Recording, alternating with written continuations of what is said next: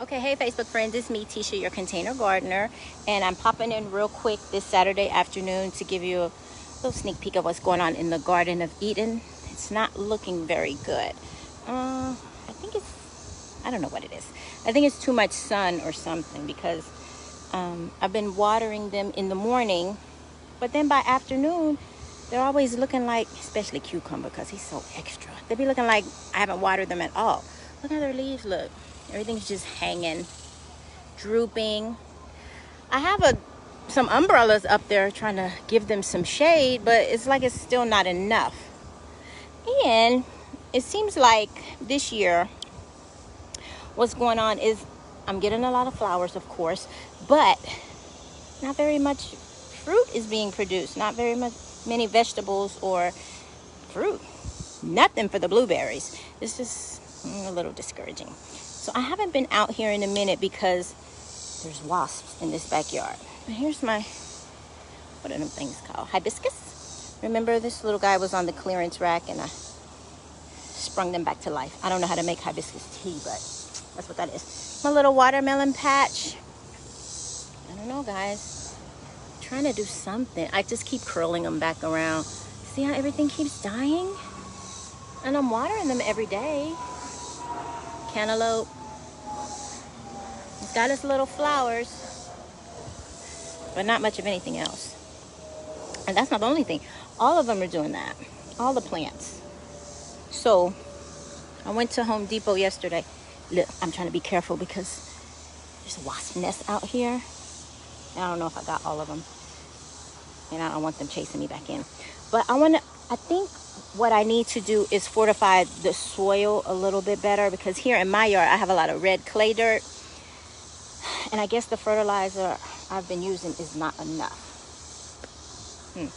When I went through today to clean up some of the vines, like cut off all the little dead leaves and stuff like that, I saw that a lot of the vines itself looked like it was drying out. So I don't know, maybe I need to cover them more. I bought some bone meal and some worm castings, worm poop. And so I'm going to put that on everything, on all my established plants, and then add more soil on top. And maybe cover up the vines a little bit more. Maybe that'll help. And then we'll do the fish fertilizer. But look what's happening to them. See, it looks like they're dry. I cut off all the dead. Dry. I don't know. And I had them kind of going up the trellis, but maybe that's too much for them. So I'm going to take everybody down and then let them just like kind of lay like that. Not this guy. This is my tomato plant. He fell over because I took the cage off. But I'm going to put him back on the cage. Y'all, I dug up all the winter stuff. Like, remember the Brussels? Yeah, they're gone. I don't know that I'm going to plant anything else until I can get the soil where I need it to be, because I'm just, I don't know, spending money. Now, I hope that you guys have started doing something, because if you are not paying attention, grocery prices are going up. And the grocery shelves, the food on the shelves is getting scarce. I was at Aldi's, Kroger's, everywhere, and the shelves are not very full and the prices are high. So I hope that you are doing something for yourself, something for your family.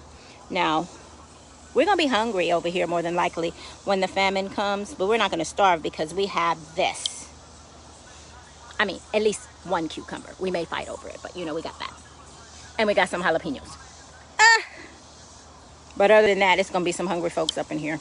Don't let that happen at your house. Seriously, go ahead and start planting something in a container, in the ground, whatever. Do your research, get online, find out which zone you live in. So you just type in, you Google, what is my growing zone or something like that for my area, and it'll ask you your zip code. You type that in, and then it tells you what plants, what vegetables, what fruit to plant at certain times of the year, so you have a successful garden. So do that. That's a tip. Make sure you're using fertilizer, because your plants need the food. Something's going on with the bees this year. There aren't any, and so the plants are having a hard time getting pollinated, you know, so that's part of the problem too. So you have to do what's called self-pollinating. Look that up. You break off one of the flowers off of one of the plants, and then you kind of stick it in all the other ones. moving the pollen around, try to help fertilize everything. Very time consuming. You have to get up in the morning and do it, but it's you gotta do. We don't have very many bees. Anyway, good people, I'm going to get started on fertilizing these guys. I just wanted to peep in and show you what's going on in the garden. It is a mess, but hopefully Allah will bless me to get it back to life, and then I will peep in next week and show you what's going on. That's it. Happy gardening. Assalamu alaikum. Have a great day.